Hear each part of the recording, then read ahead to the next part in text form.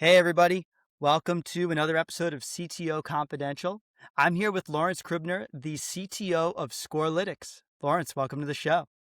Thank you so much, Michael. It's really great to be here.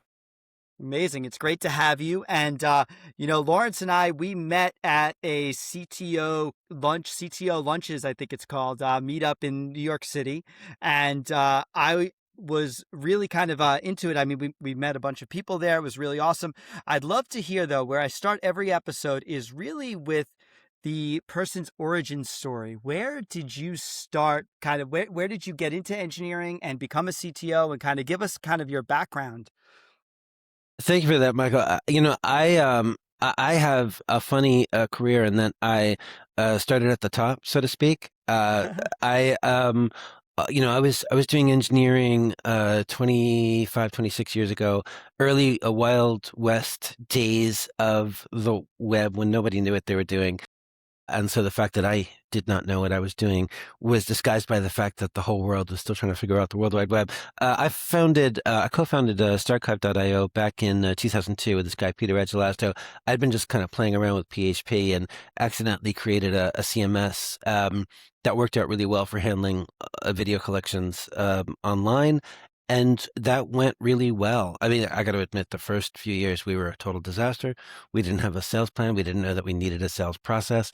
We eventually worked through some of those kinks. We got going and it became a real company. I served as CTO from 2002 to 2010. And then I went off to have other adventures with doing other things, which I'm sure we'll talk about. Very, very cool. Yeah, I mean, I want to say that it's funny enough. I actually have, I want to say from 1999 maybe, or year 2000, by like middle school newspaper that my mom saved about how to build a website. And it's so Hmm. funny you bring that up because I remember there was GeoCities, and this is like HTML goodies was like Yeah. one of the things. We put Yes. counters on websites. And I really didn't get into programming though properly until, I mean, I want to say I was done with college years later, but it was the same kind of situation where um, I was building websites, and I want to say that a lot of the people who were in computer science didn't want to do that kind of work. Like they were just not into front end kind of work. So there was this space for those of us who were like, hey, I could learn this and fill this gap and kind of jump in. And one of the things that's cool about the web is that it's allowed people to just kind of jump into the field and get going. That's So absolutely true. I remember a pitch we did kind of early on where we were talking to an investor who had brought his technical advisors, and his technical advisor was like a hardcore C programmer who had like spent 20 years just writing C code and working with hardware closely. And we had this pile of PHP code, which was really cool and could allow you to do really interesting stuff, organizing large scale video collections online. But the guy was like, "This isn't real software. What are you talking about? This is not C. This is not real." And it's true that that generation of computer programmer had that attitude, and in a sense, it was a gift because it left the whole field wide open for people like me who maybe didn't know what we were doing, but because we didn't know what we were doing, we were experimenting at a time when some experiments paid off very well. yeah, I remember working with a guy like that, similar person. I remember I didn't know what a WSDL was at the time, and it was like he was like obsessed with the fact that I didn't know this basic thing, and he's like, Hmm. I don't know how you're building websites not knowing that, and I was like, well, the funny enough, I actually didn't really need to learn SOAP at all because then REST kind of took over, and then that was the end of it, and then Hmm. GraphQL became a thing, and now it's not a thing.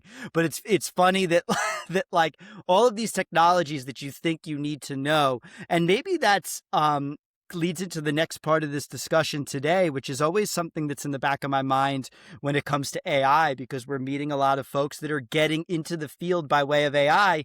And I always think back to those days when I was like maybe learning jQuery and JavaScript, and people would tell me, no, that's not a real language. And then Node.js came along and it's like takes over the world. And suddenly everybody needs to learn JavaScript. Even people are begrudgingly needing to learn this language that people told me was not a real language, and that wasn't, you could never actually learn computer science with this thing. Hmm. But here I am. And so I kind of try and have a little bit of humble or to remember there's a little hubris in that. Absolutely. And that's been the recurring theme. I think it goes back 60, 70 years, is that we keep getting further away from the hardware. and each generation of programmers learns how to do some very hard, difficult thing and think that's real computer programming. And then the next generation has, excuse me, I have a cough. The next generation has a lot easier. And because they have it a lot easier, the previous generation is like, that's not real computer programming. And we've had multiple waves of that. And the newest wave is AI, to your point. The newest wave is, now you can write a prompt in Cursor and it generates, you can spend an hour writing a prompt in Cursor and it generates what would have previously been 3 days of work. And there's a whole lot of computer engineers who are like, that's not, writing a prompt is not real computer programming. And you get a pile of garbage. You don't know what it really says.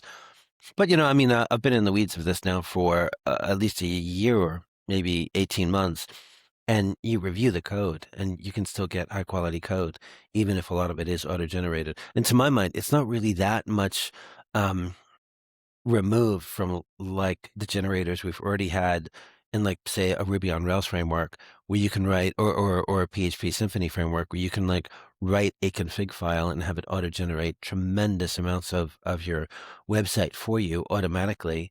I mean, this is just the next step in that evolution.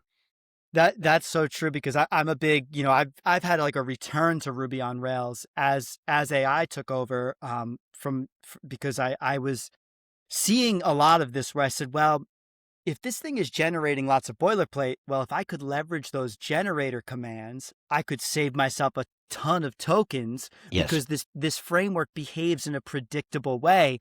And so people are saying to me, does the framework matter? Does this matter? I go, I'm telling you it does, because those conventions that we had in the past help the AI along so much, and now you're saving a lot of time, because you think about the things that were causing you a lot of cognitive strain, rewriting, copy and pasting boilerplate. You want to get rid of that also in the world of AI. Yeah, I have to say, I started playing around with AI as a programming tool in 2024. I guess it's probably when I got into it. And the criticisms of AI at that time were still, in a sense, valid, right? I remember I tried to write a program in Go, relatively simple program in Go, and using ChatGPT, and it gave me code that compiled but was full of race conditions and deadlocks. And so I had to go back through and rewrite quite a bit of it. Really, AI at that time, AI really did not handle concurrency at all. And also it didn't understand the nuances of frameworks. It couldn't work really natively with Ruby on Rails. Over the last 2 years, of course, things have gotten much, much, much better. But to your point, it still matters. I mean, you still have to know the technology. You still have to, at least at the high level, understand what your architecture is, so you can make those decisions. So you can be like, well, now Claude understands basically what Ruby on Rails is, but I still have to make the decision to use Ruby on Rails. Yeah, exactly. And it usually won't recommend. And that's such a great point, that it tends to recommend the same things in the absence of knowing anything about you, or it'll do things that do make sense in some worlds. Like if I'm like, oh, I was looking at this framework, maybe Go versus Elixir or something like high performance, and that needed that concurrency, it'll say, well, since you know this one, you should pick this one.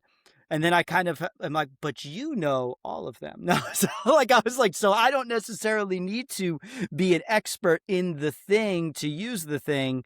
And that's like a new development. But I said, if it was trained on the prevailing wisdom of the past, it would have been, pick the thing that your team knows, not the thing that's best for the project. And it's now changing in the sense that, hey, actually, I want you to pick the best tool for the job. I know broader computer science concepts. I'm going to try and keep you on the rails. Mhm. That seems to be more of the way I'm thinking about these programs anyway now. It's an interesting analogy to just being a manager. A lot of us eventually go into management. We go into some leadership position. And as soon as you do, you realize you're not going to know every line of code. And this is even true, 20 years ago. As soon as you're in management, you're not going to know every line of code written by every computer programmer, but you do want to keep your eye on some of the stuff that is the most strategic part of the technology. So you are constantly faced with the question, I cannot dive in deep everywhere. So where will I invest my precious time to dive in deep? And AI essentially makes all of us managers, puts us all in exactly that situation. It's now generating such a large amount of code. We say, oh, I cannot possibly read all of the code being produced, but where is it strategic? What is sort of the crucial bit here that I actually should review and read line by line, because it's going to be important. And those are some of the most important decisions we make now. Yeah, I totally agree with that. That's like, especially when I see things that are involving, user data, things like social security numbers, the classic stuff where it's like, hey, I have to read this, or I now like now you start to get into the looping stuff where it's like I have an interrogation kind of skill too. That's like, okay, now I'm going to layer this in that before I even read it, it's going to like and I think we talked about this previous is almost like an antagonistic agent, which I think is a really cool attempt, which is like, okay, now before I even dive in, I want you to do another set of agentic reviews. So I love to hear kind of your approach now and what makes you decide, like, what are the things that you look for? Because I find myself having to break down my own process more too to do that, which is what do I look for and how do I automate even that? So the stuff that the parts of the code where I focus are basically the most strategic parts of integration, especially between teams. We right now at Scorealytics, we have a team mostly in the Philippines that helps us with data ingestion. That has to go over to the team that is responsible for a lot of the AI agents that help pull meaningful signals out of the documents that we ingest. We're pulling in tens of thousands of documents from all over the world in many countries. But we do not want to compete on the basis of quantity of legal documents. There's many older, better established competitors who compete essentially on the basis of quantity. There's LexisNexis, there's Westlaw. They have tens of millions of documents. We're not going to compete with that. We compete on the basis of the quality of the signals that we are able to pull out of those documents now, thanks to AI. And it is sort of the join point between our different teams that to me is it's the area where the most could potentially go wrong. If there's any misunderstanding between the teams, if there's any misunderstanding in the code that was written in those teams. One interesting thing about the prompts is that they're very sensitive to noise. I'll give one example. So we have some novice level engineers, which is fine, of course. And I know that with novice level engineers, it's really important to review their code and talk to them. And they're sort of just learning computer programming, and they are just learning how to use AI. So just yesterday, I had a one-on-one with one of these engineers. We were walking through their code, and I noticed that a lot of it was auto-generated in Cursor. And the comments that were auto-generated said, well, this is going to use either a REST or a GraphQL interface. And I had already told everyone we're not going to use GraphQL. We're going to just have RESTful APIs. And I asked him, well, why did it say that? And he didn't know. And he hadn't told the AI that we had ruled out GraphQL. And of course, Right, you right. have to tell the AI that you have already made these decisions. You have to tell the AI, no, we're not using GraphQL. And it's really important to communicate that context to the AI. Uh, and so that's one of those areas. But then also I had to teach this novice level engineer how to write that prompt to give the AI agent enough context that it could write the code that we actually wanted. Yeah, yeah, this is very interesting. That's very, very true. I think that's and the comments are very telling because I found that happening all the time and it sometimes will do things where it's almost like too, like it said, it becomes too flexible.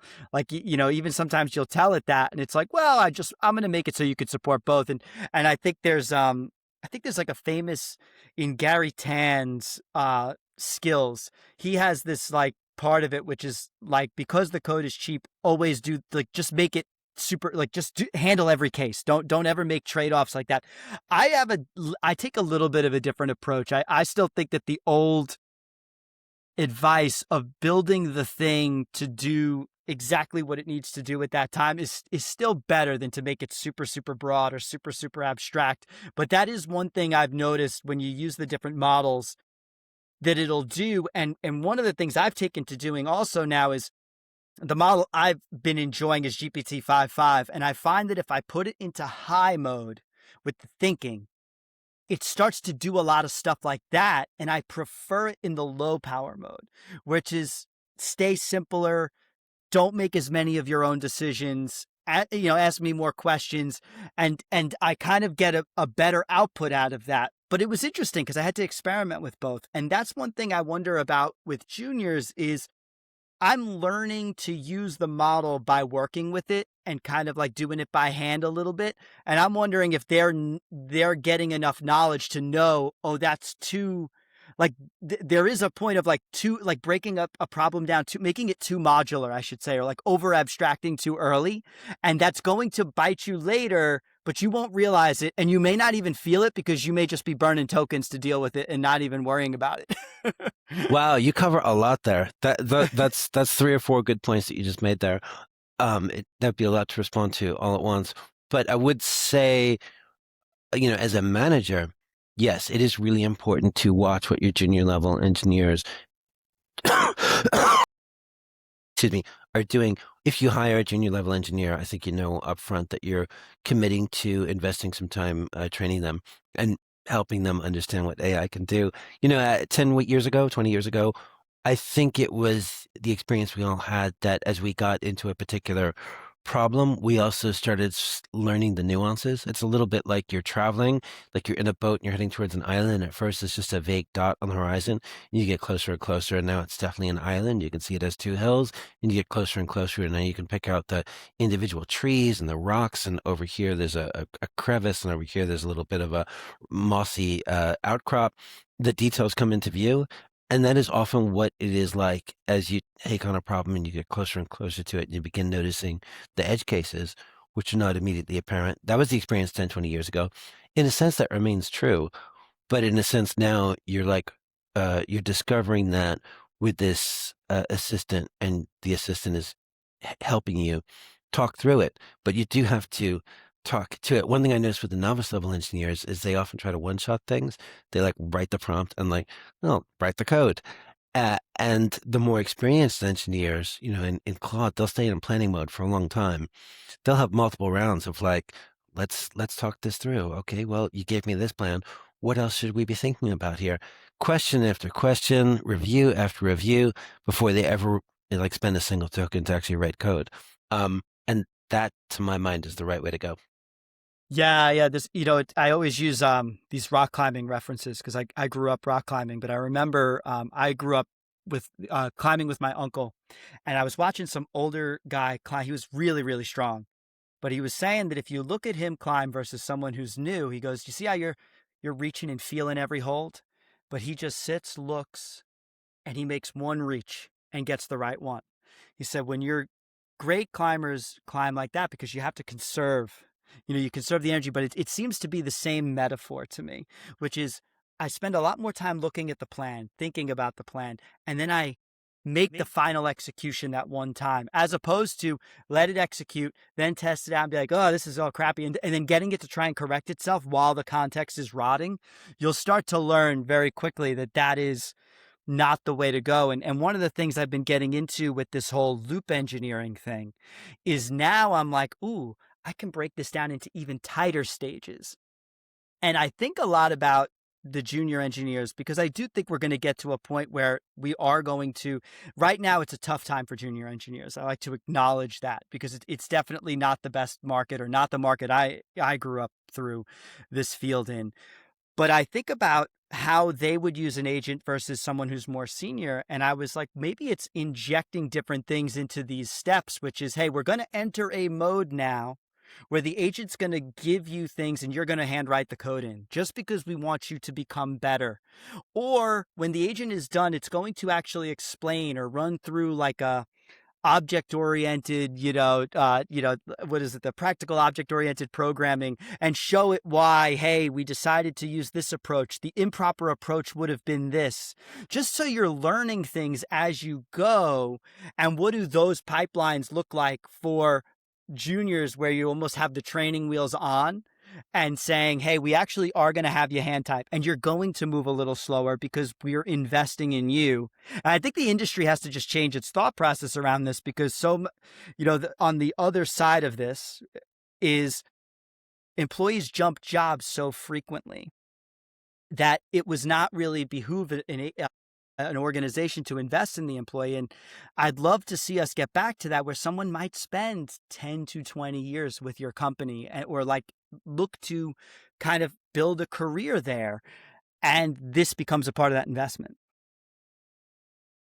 Yeah, I think you raised a really good point there, in particular about the way the industry needs to think about investing in junior level talent. Um, I would say that historically engineers have learned the most by making mistakes.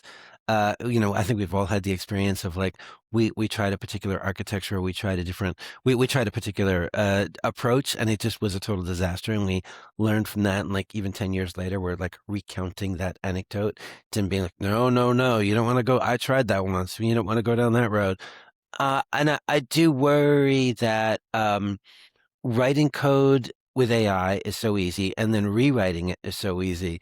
The engineers who are just starting out now maybe don't get some of those painful experiences of being like, oh man, I just wasted a week on this idiotic thing. Because for them, it's like they wasted an hour and they one-shotted some prompt and they've burned a lot of tokens. But in a sense, it's the company that's paying the price for all those tokens. It's not the engineer who just. But on the flip side, it can be very positive that we're now able to make mistakes faster and adjust more quickly and rewrite things more quickly. I think that's the upside. Certainly, that is one of the more exciting possibilities in front of the industry now, that we can make some mistakes, and so long as we're not dumb enough to put it in production, we can make those mistakes and test and then adjust and iterate more quickly. Yeah, I wonder if it's like even it's more like instrumentation. Maybe like a pilot is the good example of where when you choose a bad architecture, the pain sometimes, like let's say you don't write enough tests, the pain starts to become, okay, I'm making changes and things are breaking in places and I'm getting all these bug reports because I didn't write enough tests. So maybe the answer is, hey, you need test coverage reports. And like juniors are now learning to read those things. Now, back in when we were handwriting code, I would say that trying to go for 100% test coverage was sort of this silly fool's errand, and you'd Yep. start to get these diminishing returns. Yep. But maybe AI gives us better ways to measure this, like in a sense that it's not like a coverage, but it is and a lot of my skills based stuff in my pipeline are doing things like that, where it's like, hey, you have good code coverage but you're missing these cases and this type of stuff. So I'm wondering if like their job becomes more like reading these outputs and instrumentation things that we're getting from our build pipelines and guiding the agents through that. But like you said, I don't know. Sometimes you just got to build something to learn that, hey, that shit doesn't work. It's like, this is a better. Absolutely. But I mean, to your point, the exciting thing is that the AI lets us sort of make those mistakes and recover more quickly. And anytime there's a big productivity gain like that, what really happens on the large scale is it means we free up a certain amount of time to focus on other problems that haven't really been solved yet. And I do think there's some grunt level programming that we have done a lot of over the last 20 years that basically is just a solved problem at this point. Because even if we laugh about it, the fact is, we can make dumb mistakes, you can test it, you can see it's a disaster, you can rewrite the whole thing, you can have the AI agent rewrite the whole thing in just a few hours, and you can try a different approach. That is, in a sense, a solved problem. We can joke about the token expense, but in a sense, it is a solved problem. It frees us up to now focus on other problems. In Scorealytics, we're often looking at we're trying to capture subtle nuances that are embedded in the law, and that is still an unsolved problem, and therefore it's an exciting thing for us to have the time to focus on. There's older legal tech companies like, say, Westlaw or um, LexisNexis that have put together enormous libraries of legal documents, right? They have millions and millions of legal documents. LexisNexis goes all the way back to the 1960s. They competed basically on the basis of quantity and the simple search tools that were available and keyword search, just kind of standard keyword search we've had for 60 years. I've seen some new legal tech startups that are basically just doing the same thing. They compete on quantity and they're just basically using AI as a very fancy search tool. It is such an incredible waste of the power of AI because AI understands language and AI Right. allows us to pull out nuances that up until now only a human lawyer could have pulled out of these documents. To me, that is the exciting frontier. That is what we need to focus on, but it is still very, very difficult. And you could take a legal document, you could say, here is a law. Congress passed it a year ago. It is set to go into effect in the future. What is the effective date? And you'd have to, like, up until very recently, a human would have to read that document and then determine, oh, the effective date of chapter one is 2027. The effective date of Section 3 is in 2029. Now AI can just automate the discovery of that, and that goes way beyond keyword search.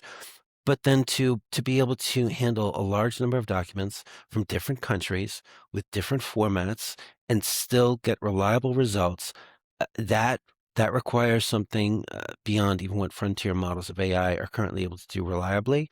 And that's where we ended up using antagonistic agents to give ourselves high confidence. But that's really the frontier now. AI has solved so many of the older problems in computer programming that we're able to focus our energy on some of the more frontier problems that really push AI to the limits. It's so interesting because law is kind of the ultimate, it's actually the opposite of computer programming, where an AI can read a computer program and we know exactly how that executes. You can read a law and it can be interpreted a million. In fact, if you look at case law, it may have been interpreted. Someone may have been found guilty and someone may have been found innocent of the same law with Hmm. almost the same circumstances simply Hmm. because the lawyer made a different argument, which is Yes. this to me is like what's so interesting about the law in general. The law is non-deterministic in a way that computer programming hopefully is not, for sure. Yeah. And so AI is, I think that one of the things is you're talking about kind of the effective dates, and document parsing in itself is its own, like, it's almost like the traveling salesman problem, because it is sort of, I always say it's like it's so, every time you try and push it to its limits, it really becomes almost an impossible ask to like perfectly parse these documents all the time. And so I love the idea of these antagonistic agents, because that, for those who are watching who don't know, this is the process of using one agent to parse it and another agent to check it, and potentially even a third agent. I mean, how many agents are you doing to really check to kind of get a signal that, hey, what we've pulled out is A-okay. We think this is true. Like 3 agents have verified it. Three agents from 3 different LLMs. Okay. With different training, with different assumptions. So just to give one example, I'll stick with the effective date, since that's a good example. Different nations specify the effective date of a law in different ways, and we're pulling in internationally. So trying to come up with a universal way of determining that with all these different documents and all these different national standards is very complex. We're talking about an almost infinite number of formats. We're trying to pull structured data out of unstructured text, and we're trying to do it reliably across different languages, different formats. So it's a hard problem. Right now, we're mostly relying on open source, open weight LLMs. And this has actually become a pattern. You might know this already, but this has actually become a pattern throughout legal tech. When you go to legal tech startups right now and you ask them, well, how can you possibly scan 1 million documents a day? Because, some of them are competing on quantity, and they boast, oh, we review 1 million documents a day. And, you could ask, well, are you using frontier models from Claude? Because that would get a little expensive. Yeah. So, review 1 million documents a day. And, when we talk to them, when we have, like at events like the ones that I do, they will privately say to you, no, are you kidding?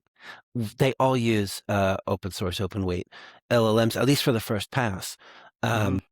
And so what we do right now, we're using Quinn, we're using Mistral, Mhm. and we're using Llama, and we basically have them argue. So just to take the effective date issue again, we pull in this document, we send it to all three, 3 agents from 3 different LLMs, and we ask, what is the effective date? If they all come back with the exact answer, then we can have high confidence in the answer. If they disagree, then we have low confidence. Then we send it to the team that we have in the Philippines, and they can do human review. That is where the human in the loop is crucial to us, is where we have low confidence. And the team in the Philippines does a great job in those cases where they go in. But we could not possibly get to the scale that we want to get to if we had humans looking at every single document, right? You can't like pull in 10,000 documents a day and have humans read every single one of those documents. You need to automate at least some of that. So we have antagonistic agents that can essentially argue over the facts that they're pulling out of the documents. And when those antagonistic agents all agree, then we have high confidence. And when they disagree, we have low confidence. We send it to the human team in the Philippines. It is really important, though, that the antagonistic agents come from different LLMs. I think there's been studies on this, but you get a much more reliable argument between them. You get a much more reliable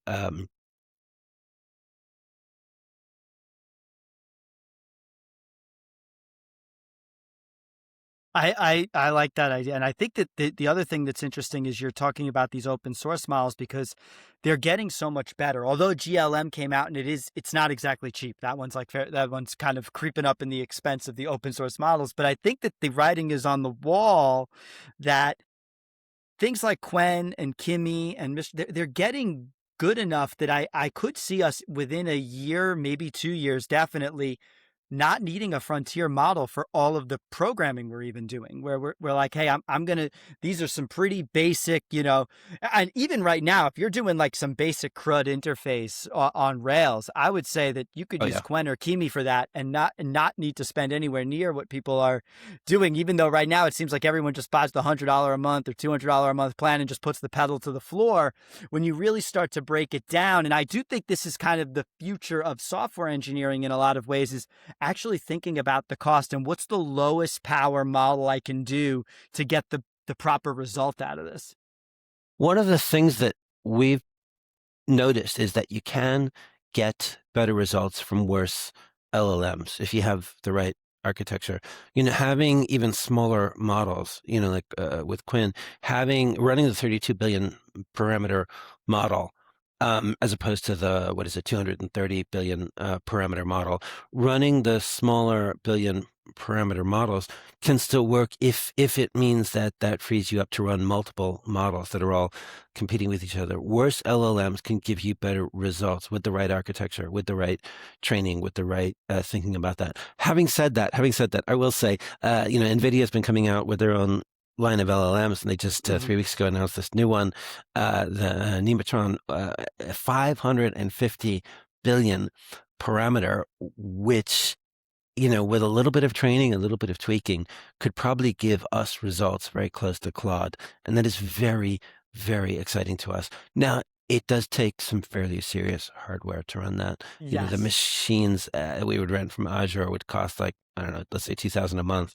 Those are not cheap machines, but it's still cheap compared to what we would pay Claude, Yeah. frontier model from Claude for doing what we can do with that open source LLM. That's kind of wild because it's funny when all this was happening, I had bought a better desktop. I kind of like went from the laptop to the desktop, got 128 gigs of RAM, and I thought like I'm gonna run some local models, whatever. And then it's not even enough RAM. It's like I was like, wait, I went too small. I had to go, like even Kimi I think runs off of 250 gigabytes of RAM. So I was like, all right, now I need to get a. I haven't bothered to do this because for me, using Open Router right now or Olama to test the different models and just kind of pay that way works because I'm not doing millions of documents. But I could very easily see, especially as I have more customers kind of running through these pipelines, saying I actually have a pretty decent sized machine here at home Mm-hmm. hooked up that I'm just using because it does get very expensive to run this stuff in the cloud, and you It think does. about that a lot.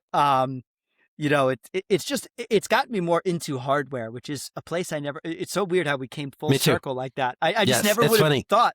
Right. There was a stretch where the hardware was always, we had at least 10, 15 years where we didn't have to think about hardware anymore. It was just automatically powerful enough to run our apps. And now suddenly we're back to thinking about it.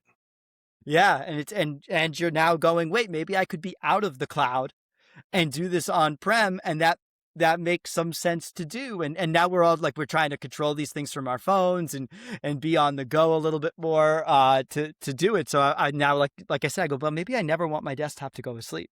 I was like, maybe I kind of want to always be able to ping it and have it do the bulk of the work. And I've got the what is it, the uninterruptible power supply that's also hooked up, Sure. so if the power goes Absolutely. out it can shut the. So you start to do all these things and you're like, oh, I never would have. Now I'm an IT person. I never was into IT before. So you're getting way It, into this stuff. it takes me back to where we were at the beginning of my career, like 25 years ago. But as you probably know, there's in a sense a worldwide shortage of GPUs right now, Yeah. especially NVIDIA GPUs. And you may know this, but because of that, Azure and AWS are, in a sense, rationing the GPUs. For the larger machines, you have to ask permission. You can't just like show up with a credit card and get them. You have to ask permission. They're very limited. And the other thing is most startups now get generous credits, right? From their investors, from some accelerator, from Azure itself, from Microsoft, from AWS. They're like, oh, here's 100,000 free credits. And that's to get you using their product. And so you build your infrastructure. And so by the time you're a big successful company, you want to stay on AWS or you want to stay on Azure. But both companies have this rule. You cannot use those free credits for the big GPU machines. You have to pay hard cash for those big GPU machines because there's such demand. Demand is so far in excess of supply that there's all kinds of rules in place just to get your hands on one of the big machines. It's very, very wild to me to think about because it kind of reminds me of like the old mainframe days of people renting and there's like very limited time and you know, like if you were in there's like what's the old, I feel like there's an old book, maybe it's The Cuckoo's Egg or something like that. It's like he's like anyway, they are in the book, they're all talking about needing computer time, or even, you know, like needing, or on Soul of a New Machine talks about this, they needed like time with the other machine, and you know they had to wait for it. And I'm like, man, are we like approaching that age right now where that's kind of where we're going and there's not enough production? So I kind of wonder about this though, in terms of, there's a lot of like talk in the economy about this potentially like ending the need for jobs and stuff, but for some reason I'm sort of thinking if we don't even have the GPUs we need to do this now, and we're not even at a point where we've applied this to everything it can be applied to. I feel We're in like we're just early scratching the days. surface. We Yeah, are we're, in we're early just days. Yeah. I mean, I can see it just in this narrow field of legal tech, where, like I said, a lot of the other legal startups are still basically stuck in the old model where they compete on the basis of quantity instead of quality. And they're not really using the AI. They're using AI as a fancy search tool instead of using the AI to pull structured data out of unstructured text, which is like the new power that AI really offers us. Like, go read this document and tell me which industries it applies to, and tell me if this regulation affects a company of my size. Like, those are things you used to have to hire a human lawyer to do. And now you can get AI to do it for you. And it goes way beyond what old-fashioned keyword-based search used to give you. And it is but like tapping the real power of AI. We are just beginning to do it. And there's so many other fields beyond software development, beyond legal, where AI hasn't even begun to have a real effect. yeah. So that's one of the things that I'm going after. And when I look at industries around here on Long Island, I say, who is not aware of this? And because I spend so much time on LinkedIn and so much time on X, it can feel like everybody just has this knowledge. And I have to, I mean, especially I want to say, like when I used to take the train into Manhattan every day, there's lawyers that, you know, they bring out the yellow legal pad. They're not, you know, their hand, they got the briefcase still. I got to imagine they are not spending their time on LinkedIn figuring out what the latest AI tool is and what you know, that even Scorealytics may even be available to them. That, you know, even just bringing that awareness to these industries. And I guess that's also where this forward deployed engineering thing is coming from, that is now, you know, I did that job much earlier in my career, but it seems to be like the new job for people who want to break into software, because part of your job is building stuff for companies, but the other part of it is almost like bringing the awareness, or like bringing this thing to the domain, because I imagine just reaching law firms is probably a difficult problem. You know, the law firms are all over the map in I think my experience. The law firms, some of them sense the potential and are really quite excited. It's a little bit different story with the lawyers who are inside the large corporations. You know, if you're a lawyer at Home Depot or you're a lawyer at Ford Motor Company, the AI, I think, is automatically exciting because you sense that it can reduce your outside spend on legal counsel. And for that, it's typically a very big deal, right? Ford Motor Company, they have their internal team of lawyers. They try to do as much as possible with that internal team of lawyers. The internal team of lawyers is aware that sometimes they will have to hire some very expensive outside firm to take on certain legal specialties.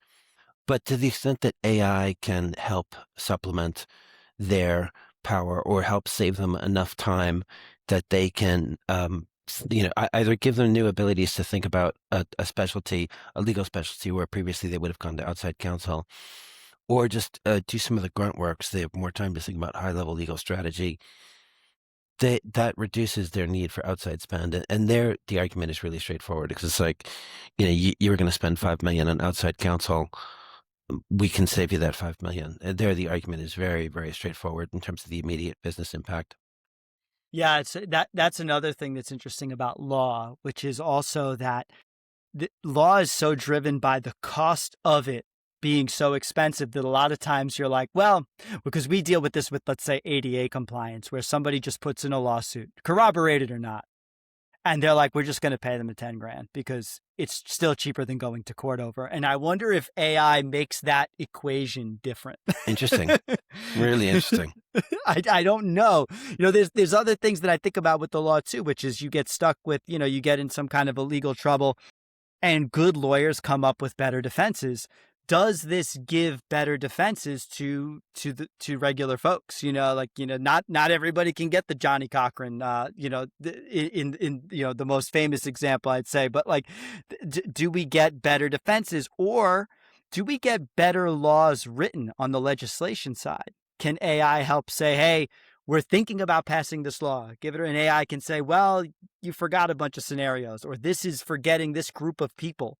And you're going to adversely affect them, and we can quantify that adverse effect. And not only that, the voter can have access to that data too, because you don't know. I mean, I go to the poll a lot of times. I'm reading the law for the first time in that little booth, and I'm like, I don't know anything about this. I think about how much more robust and how much more power like the regular folks get now that we actually have this kind of data. Well, I really like the idea of legislators staying in planning mode on Claude for a lot longer before they push some law on us. That sounds like a really great idea. Do a few rounds of review with Claude before it actually becomes law. But the other exciting possibility too is just automating some of the enforcement, and we've already seen this in very, very small ways. Like when it comes to import regulations, there's some aspects of that a huge ship comes in from China and it's being unloaded in LA, and there's some minor things in terms of enforcing import regulations that's already been automated, but that has to be the future. I mean, that when we think of things that are still slow and tedious and unproductive in our economy, that is a huge part of it. Just the paperwork, just the sheer regulatory compliance on, say, import, export. Being able to automate even 10% of that work would be a major productivity gain for the entire economy. Wow. That's incredible. Like that's yeah, it's probably one of the most inefficient. It's probably quite an inefficient industry. And I would argue that there's parts of law too that just that you have to have humans handle, right? Like the trial has to be by a jury of humans. There will never be. I mean, you'd have to really, really stretch the Bill of Rights to figure out how to get robots on the jury. You'd have to stretch that word peer quite a bit. but this, because the system involves so many humans inherently, just in the actual kind of enforcement, and just you're entitled to being able to have your case heard by humans. There's just a backlog of of these things that are going on. So I kind of love the idea of there being just a big just a much bigger kind of speed gain of getting people through the system, and it not being as costly to us, the taxpayer. The other side though is on the legal education side, which is also really costly. Does tooling like what you're providing help? Like, are you seeing this for students in schools and people studying to be attorneys? I will do a little pitch. I have an event coming up on July 23rd that's actually Okay. going to talk about this. We have a professor from NYU Law who's coming over to speak specifically about what he thinks is the future of legal education. So if you have to be in the New York City area, July 23, 6 p.m. at Fabric to cover this. But I'll answer quickly. Legal education has to change quite a bit. I know one of the things that Sachi Snorri is going to say when he's here is that he feels too much of the current legal education is focused on history, which is the kind of stuff you can kind of look up rather quickly, instead of actual practice.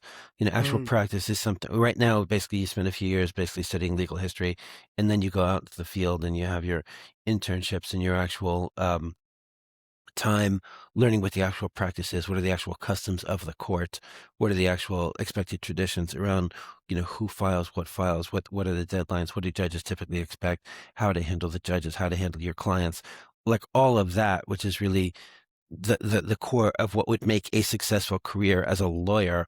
All of that is learned after your formal legal education is over, and I think we're going to see a major revolution there, because our conception of what university education is happened at a time when the only way to get stored knowledge was to read books, and books were expensive, and we had a few institutions that would collect all of those books together, and you could go to university and there would be all these books, and you could spend a few years of your life absorbing knowledge from all of these books.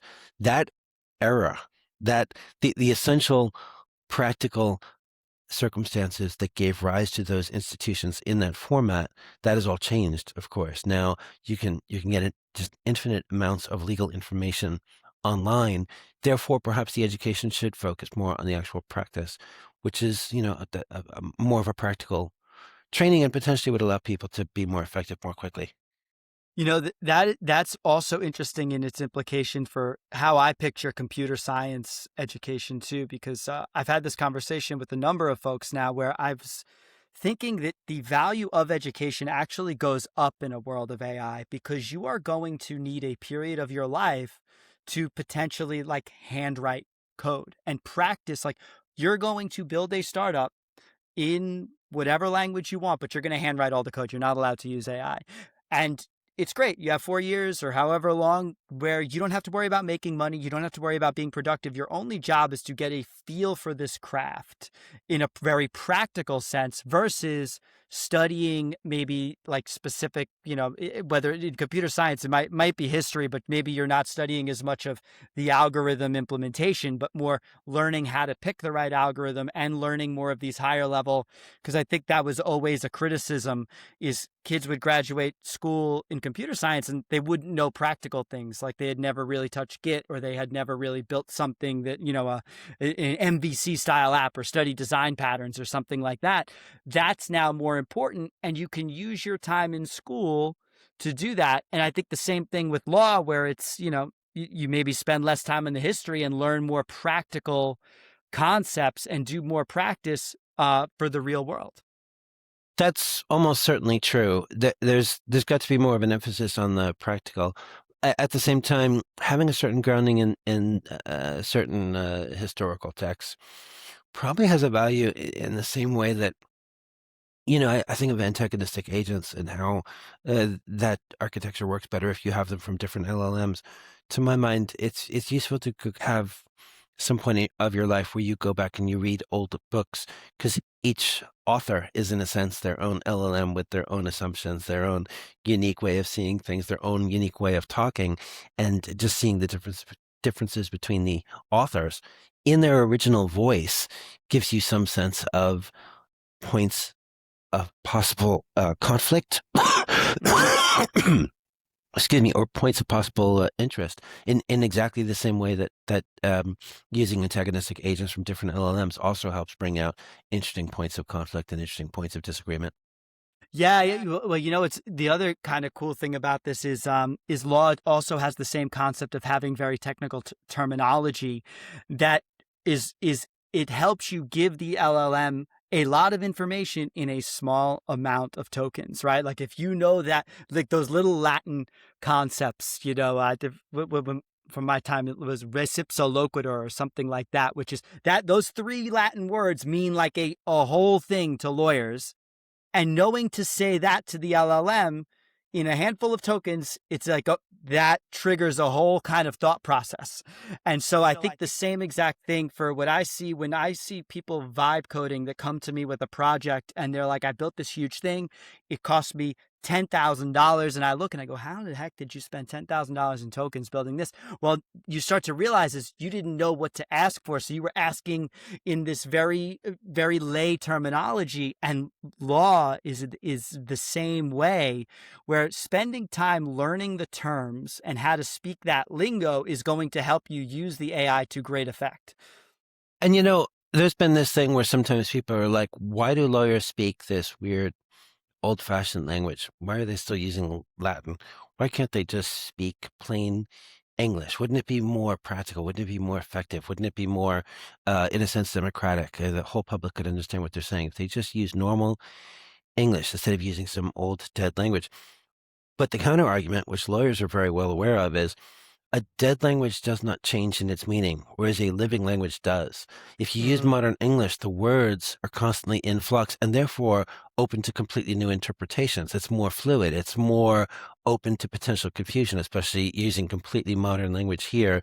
10 years later, those words might be understood in a different way. Whereas if you're using a language from 2000 years ago, which is no longer growing, no longer evolving, no longer having new slang added to it, the meanings stay a bit more fixed. So there's an importance to it. And actually, to your point, that actually might carry over somewhat to computer programming as well. There's some situations where you perhaps want to use some of the oldest languages just because they they have rigid, well-defined meanings that are perhaps um, most amenable to clean, straightforward implementations by AI.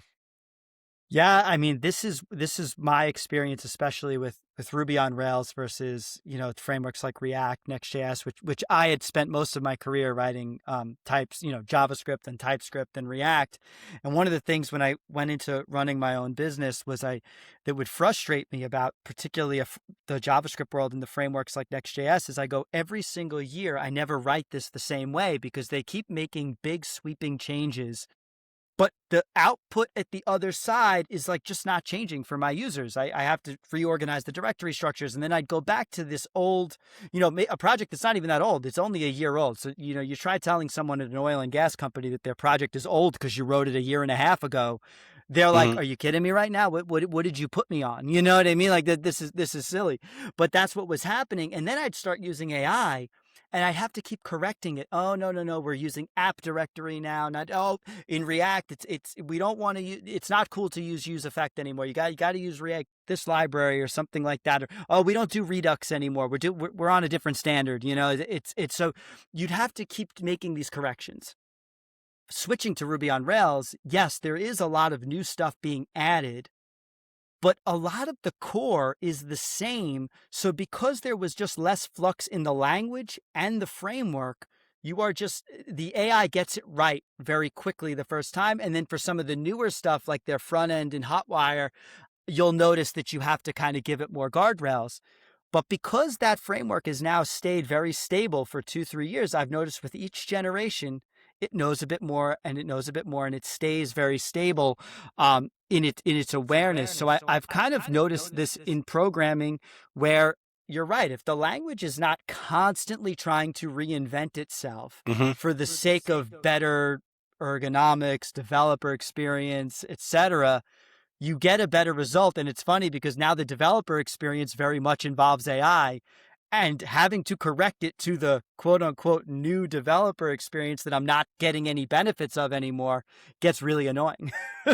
Absolutely. Yeah. I think too, some of the languages with fixed types probably have the easiest time and also maybe the easiest way for humans to communicate with the AI. So long as you yourself know what those fixed types are supposed to be. If you know what the types are, if you know, so long as you are enough of a computer programmer that you know what integers are, you know what decimals are, you know what floats are, you're fluent with those types yourself, then working with a fixed type, a strict type language in a sense, makes it easier to communicate with the AI and tell it exactly what you want. Yeah, it's very, very interesting. Although though Ruby is not that, but it is very much yeah, I don't know what characteristic of it is different, but I noticed that it doesn't necessarily need the type information the way I liked it in my IDE. It's sort of like it kind of understands in a different way. Now, when it comes to types, what I do love is like TypeScript is particularly um interesting because the error messages and things they're much easier read by LLMs, but they do blow up your context. Things like Go or Rust. Rust is probably a really good example, or Elm is an even better one, where the type checker gives you like, this is exactly the thing you need to fix. Man, that's an incredible superpower to have, like truly sound types. That is true. I mean, Ruby's famous for its fluidity, but to your point, Ruby at least has been, in a sense, not changing very much since 2004. There's always new additions to Ruby on Rails, but the basic framework still is remarkably similar to what was launched in 2004. So there's, quite a large established history that gives an LLM plenty of um, base training material to work with. I think that's one reason why LLMs do so well with Ruby. It hasn't changed that fundamentally since 2004. Whereas, I mean, to your point, I mean, JavaScript, we went through a stretch of 10 years where every 6 months it was basically a different language. So what training material can you possibly give the LLM that wouldn't be confusing? And people have very strong opinions, I find, which can be a little weird. And it's like, it's like you're not allowed to use the class keyword, and like things like the JavaScript developers have very strong opinions about these things, and the language like kind of allows for all of those. Ruby is unapologetically object oriented, and it behooves you to embrace that style. But another language that I always say is like near to my heart is something like Clojure, and that's like a different style, and that's probably even more token efficient than Ruby and very compact and incredible to work with. But it's a different paradigm, and you want to familiarize yourself, but it again, it's unapologetically functional. It's not going to kind of force you into these mixed paradigms. Clojure is a fantastic language. We do use some of it here at Scorealytics, especially for um, you know, when working with AI, it's common to use Python. That's sort of the default. Python became standard with machine learning, and then that carried over rather naturally into the age of AI. Problem with Python is it's never had a great story with concurrency. And if you talk to Mm. hardcore Pythonistas, they'll be like, "Oh, we have great frameworks nowadays." And it's true, but you're always paying a penalty because you're in Python. It's also the slowest of all the major languages that are out there. And then of course the Pythonistas will tell you like you're calling libraries that are written in C, and the libraries you're calling are incredibly fast. So, Python is really just a thin wrapper around C. But in practice, that's never actually true. In practice, you do end up writing a lot of code that is pure Python, and that part of your code is unbelievably slow, and it is very difficult to make it concurrent. When you're doing something like Scorealytics, where you're trying to import thousands of documents and you're trying to run AI on thousands of documents, we're talking about a massively concurrent process. You do sort of get hungry for the kind of very fine-grained controls over concurrency that you have with something like Java or anything running on the JVM. I don't necessarily love classic Java, but Clojure, Rich Hickey, who created Clojure, he put a lot of very careful thought into how to handle concurrency without shooting yourself in the foot. Classic Java does give you a million tools, but because of the profusion of tools, you can occasionally shoot yourself. Clojure, it handles so much for you automatically. Just one simple example, Clojure has this thing called the atom, which Mhm. will any interaction with the atom is guaranteed to be atomically complete. So you're never going to have inconsistent data. You can write to it from multiple threads. It's guaranteed to be consistent. That kind of thing is a dream when you're trying to do what we're trying to do here, which is we want to be massively concurrent. We want fine-grained controls over the concurrency. We don't want a language that's going to give us the possibility of shooting ourselves in the foot. Clojure is ideal for that. And I can tell you, working in Cursor to auto-generate Clojure, it's been really a dream, and that I can just really it helps that I know Clojure and have written a lot of Clojure before AI came along, so I can speak that language in some detail, but then have the AI go off and actually write all the actual code for me. It's so cool. That's one of those. Clojure was one of the languages I spent a bunch of time learning it because I read this book like Clojure for the Brave and True. I never got to use it professionally. It was like I could never convince anybody. Like they would take one look at it and just be like, "No, I can't do it." So it was always just like a fun language, and I always thought, well, maybe one day when I retire, I'll just get to write Lisp all day. Like I guess Bob Martin is doing that now, right? He's a big Clojure guy. But I loved the documentary that just came out with on the founding of Clojure and Rich Hickey. I reference him all the time. I watch all of his talks because I always say for a person who never got to use his language professionally, I feel like it's had a profound impact on the way I think about software in general. So I always and I love what you're saying about the concurrency story because maybe this is the thing because as we get more into AI, I find myself building products with more of this concurrency, needing to call lots of LLMs. And my go-to has lately been like Phoenix Elixir because it's very much like Interesting. Ruby on Rails. And it seems to have a good story with this stuff, but I could be tempted to get to Clojure because I've always really wanted to use this language professionally because it's Since you mentioned Elixir, I just want to say, I don't typically recommend you go read somebody's PhD thesis because most of the time those won't really be readable.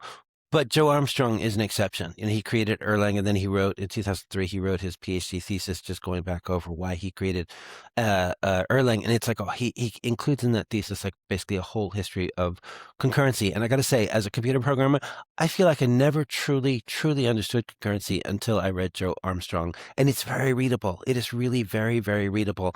Everyone should go read it. It is probably the single greatest work ever written on the subject of concurrency. It is truly worth reading. Wow, I definitely am going to do that because you're the second person to recommend that to me too. Like something Joe Armstrong's writing is very it comes highly recommended because you are the second person to say that to me. It's like you got to look at this, and they were pretty sure. They were like, I'm pretty sure that when they built WhatsApp, they just kind of implemented Joe Armstrong's book verbatim and just in Absolutely. this Absolutely. and did this because it really is an incredible. There's so much. Now, this is one thing that I think about though is we have all these incredible languages that are out there.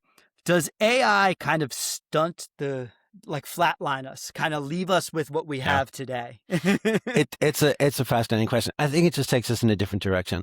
It is absolutely true that the need for minimalism suddenly goes away. And for folks who don't know that story, just to be clear, so Joe Armstrong developed Erlang when he was at Ericsson. Erlang stands for Ericsson language, and Erlang was a powerful breakthrough in computer programming. And then the team at WhatsApp used that to build WhatsApp.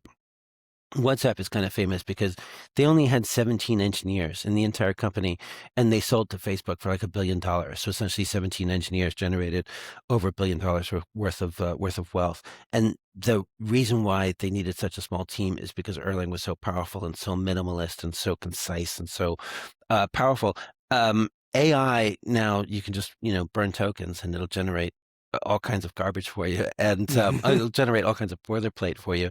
And so there's no longer a need for the humans to be concise. There's no longer a need for the language to be concise. That is true. We lose that. But I mean, the possibility of AI is not that it necessarily solves all the old problems for us. It makes certain old problems less painful, and so we can go tackle new issues that up until now just haven't been possible. I think about this every day at Scorealytics because we're suddenly tackling very subtle nuances in legal text. It's never been something that has been the possibility of automating that has never been available to us, and now suddenly it is. So that it is just very exciting. That's really cool. That's really I love that positioning too on this is just the problems that we're going to tackle. We haven't even conceived of most of them yet. That's It's correct. they're just coming. They're just coming. That's So correct. this is so this has been great. We're coming up on we're a little over an hour now. So I love to kind of wrap up with two questions for all of my guests. The first question I always bring to the table is it's a tough time for junior engineers right now. So I love to ask, what is your advice for people just getting into the field now? What would you do if you were in their shoes today? Thank you for that. It's a tough issue. To your point, forward deployed engineers are going to remain essential. The more innovative a technology is, the less the customers understand it. Therefore, the more the companies need forward deployed engineers who can cross that bridge between the engineering and the customer. And therefore, I would emphasize to all engineers, the days of the antisocial nerd are over. What is really needed now are very personable, very social engineers who both understand the technology and can interface with those customers. That is like the key skill that is going to be crucial going forward, because companies will continue to hire those forward deployed engineers, but it's maybe a different skill set than the classic skill set. Absolutely. Yeah, I did it early in my career mainly because I didn't have a computer science background. So the thing that I could bring to the table to get my foot in the door was I did a ton of bartending, waiting tables, Perfect. all these. And so one of the things that was always interesting to me is that so many people had just kind of gone to school for computer science, didn't work through college, and then just like you said, just started working on the computer. And I'm always like, wow, thank God I had all that little detour of doing customer service because it's coming to fruition now. Especially running my own business. It basically most of the CTO's job is sales. Perfect. So, and then the final question I leave everyone with, and you mentioned Joe Armstrong's paper, but are there any books that you recommend people read that you're reading now or just kind of from things that you've read in the past. Well, I would definitely, I strongly advocate people go and either read the essays Rich Hickey has written or go and look at the videos he has on YouTube. I mean, to your point, Clojure has not caught on as a, well, one of the top 10 major languages. But Rich Hickey's ideas influenced all of the major languages. When we were joking about how quickly JavaScript was changing at one point, it was changing partly because we went through this period of tremendous innovation, especially as there was the war between the object-oriented side and the functional paradigm, and that war was very, very fertile in terms of generating new ideas. And Rich Hickey was probably the leading voice advocating for the functional side, and he said so many brilliant things. And then people in other language communities and JavaScript and Python and Java itself, they were taking his ideas and trying to incorporate it into those languages. So just about any language now has incorporated some of those ideas from the functional paradigm. You can learn a lot from Rich Hickey. I would recommend him pretty strongly. Yeah, I completely agree. I have to advocate for him, especially his talks. Just the simple versus easy talk is probably like the place where everybody starts. But then you'll keep diving in, and I think that some of the folks that are very bullish on the static types, I go, I was bullish on static types, but then Rich Hickey said types are coupling in one of his talks, and I said, I got to That's right. rethink this. That's right. I got to rethink this. I was like, Yeah. this position, because he's a smart guy. Well, Lawrence, thank you so much for being on the show. This has been great. Any final remarks? Where can people find you, follow you? I'm the CTO of Scorealytics, so please follow me on LinkedIn. Follow Scorealytics on LinkedIn. Anyone who is in any way interested in AI or how legal tech is changing, we have a lot to say on the subject, and all of us at Scorealytics continue to write on the topic. So come find Lawrence Krubner. Come find me at LinkedIn. I'm happy to connect with you. Thank you so much for having me on this podcast. It's been really fun. Thank you, Lawrence, and we'll get all of this in the show notes, and we'd be happy to have you again in the future. Thank you so much.